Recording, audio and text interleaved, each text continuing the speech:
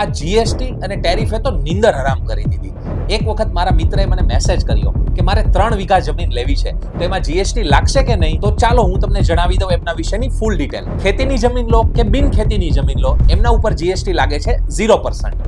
1 કોડી રૂપિયો પણ સરકારને દેવાનો નથી. પણ હા, જમીન રોકડેથી ના લેવી, એમનો દસ્તાવેજ કરી લેવો.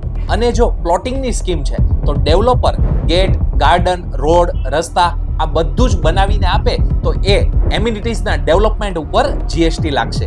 હવે કરીએ ટીડીએસની વાત. તો એમાં એગ્રીકલ્ચર લેન્ડ ઉપર ટીડીએસ એકદમ ફ્રી છે. પણ જો નોન એગ્રીકલ્ચર લેન્ડ હશે અને એમાં પણ 50 લાખથી વધુનું ટ્રાન્ઝેક્શન હશે તો એમના ઉપર 1% ટીડીએસ લાગશે. અને ઇતિહાસ સાક્ષી છે કે જ્યારે જમીન અને પ્રોપર્ટીના ભાવ વધે ને ત્યારે દેને વાલા જબ ભી દેતા દેતા છપ્પડ ફાડ કે આ કહેવત સાચી પડે છે. અને જો સાચું નોલેજ નહીં હોય ને તો દેને વાલા પણ વિચારશે કે આને દેવું કે નહીં દેવું.